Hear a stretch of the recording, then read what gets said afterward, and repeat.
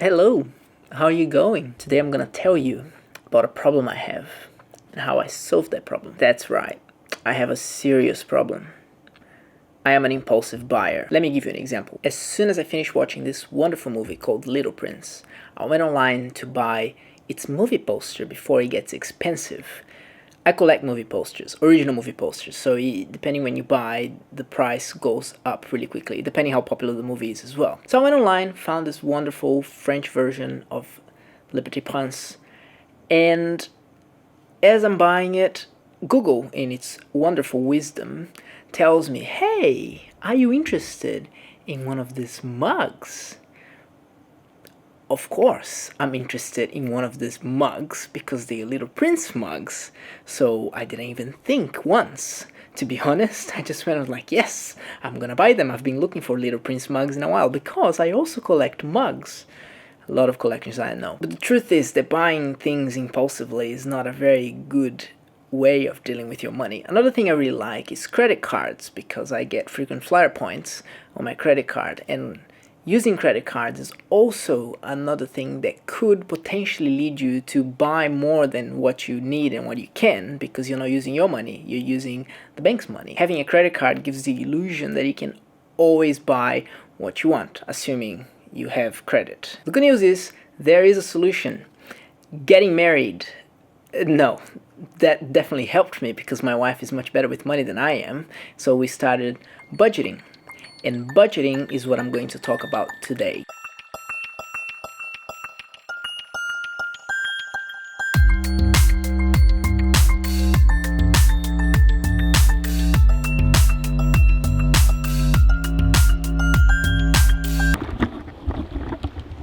What works for me is called envelope budgeting, which basically means that you have envelopes with categories of where you want to spend your money, and then you have money in each envelope, and every time you want to spend money on something in that category, you just take money from the envelope. Now, you'd have to be a bit crazy to walk around with envelopes full of cash everywhere, so I use an app that basically does that for me. The point of envelope budgeting is doesn't matter which account you use. You can use your cash, you can use a card, you can have 20 different cards, doesn't really matter.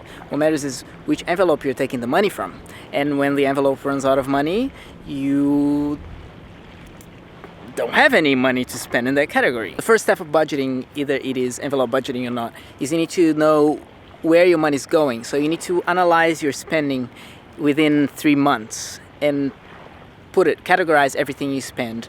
If it is food, if it is groceries, if it is eating out, if it is going out with friends, if it's movies, if it's rent or interest, if you have a debt. Every expense needs to be categorized, and that's how you come up with how much money you need for each category every week or every month, depending how you do your budgeting. When you do your first budget, it's really important that you're honest with yourself and what you have been spending the last 3 months. This is not wishful thinking. This is not where you want to be. It's what you actually have been doing. This includes unplanned expenses. Everyone has unplanned expenses, and often they are not in their budget, and sometimes they run out of money and they can't explain why, and the excuse is always, oh, this happened and it wasn't planned. But if it happens often, it's not an unplanned expense. It's just an expense that has been happening and you're just ignoring it. For example, if you drive to work like I do and you get a couple of parking tickets every year, you should put that in your budget under transportation. The question is not, do I want it to happen? The question is, does it happen often enough and regularly enough that I need to put in the budget? Once you have defined what your expenses look like, you can start looking through all the categories and cut costs where you can, if you need to, or add more expenses to things that if you can afford. Just if you want to buy more clothes, add to that category. Just do it according to what your goals are. If you want to save money, try to cut costs in what you can.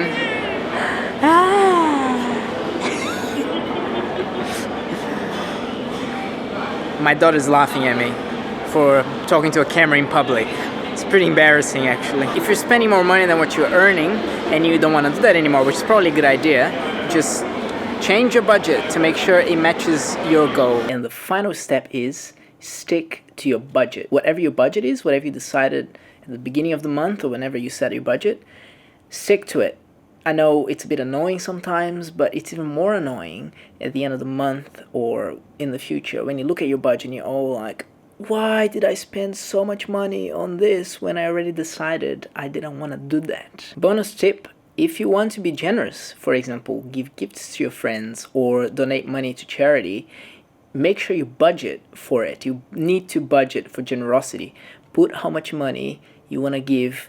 For example, I sponsor Children Through Compassion, so definitely my sponsorship contributions are in my budget, because if I don't count them, I'm gonna run out of money. If you wait to do it when there's some money left at the end of the month, you're probably never gonna do it, because you probably not gonna have any money left. That's it. Tell me in the comments section below your experiences with money or budgeting if you want to, and make sure you follow me on Twitter, Instagram, and Snapchat under the username NerdFeliz. It's the same for all the three of them, for more interesting or random stuff about my life. You probably won't regret it, but if you do, you can always unfollow me, so it's not a commitment you're gonna do for the rest of your life. I think you'd be safe. Thank you for watching. Give me a thumbs up if this video was helpful, if you enjoyed it.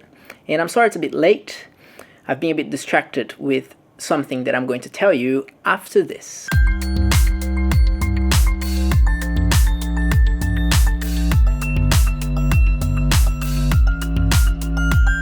I'll be honest with you, in light of all the crazy political events that are happening in Brazil, I almost felt tempted to make a video about that. Maybe I'll do it in the future, because I don't think that's going to resolve anytime soon, because, you know, even when the current terrible president gets impeached, there will be so many other things that will happen.